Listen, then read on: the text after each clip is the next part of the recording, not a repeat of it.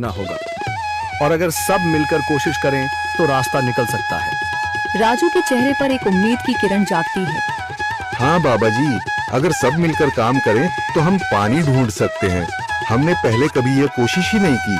लेकिन इतनी कठिन जमीन में नया कुआं खोदना आसान नहीं। मुश्किल जरूर है, नामुमकिन नहीं।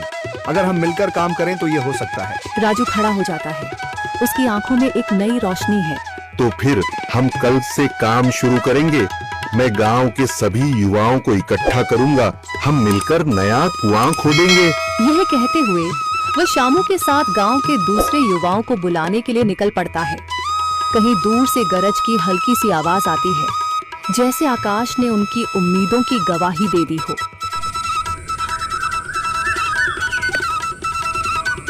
अगली सुबह राजू और शामू गांव के युवाओं को इकट्ठा करने निकल पड़े। चौधरी महेश की हवेली के सामने एक भीड़ जमा है। बाबा जी, संदरी, गांव के कुछ बुजुर्ग और किसान सभी मौजूद हैं।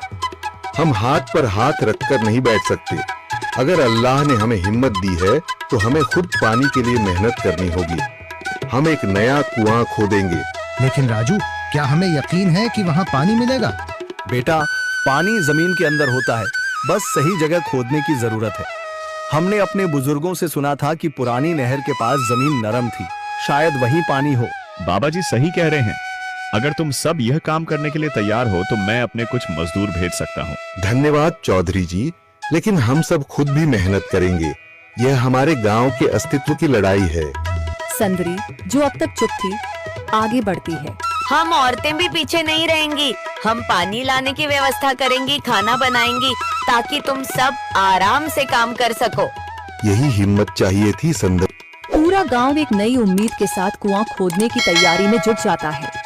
दूसरी ओर कुआं खोदने का काम शुरू हो चुका है। राजू, शामू और दूसरे युवा बेलचे चलाने लगते हैं। मिट्टी बाहर निकाली जाने लगती है। तेज गर्मी के बावजूद सब पूरी हिम्मत के साथ जुटे हुए हैं। दोपहर की तेज धूप जमीन आग की तरह तप रही है। गांव के लोग लगातार कुआं खोदने में जुटे हैं। हाथ छिलने लगे हैं, माथे से पसीना बह रहा है, मगर किसी ने हार नहीं मानी।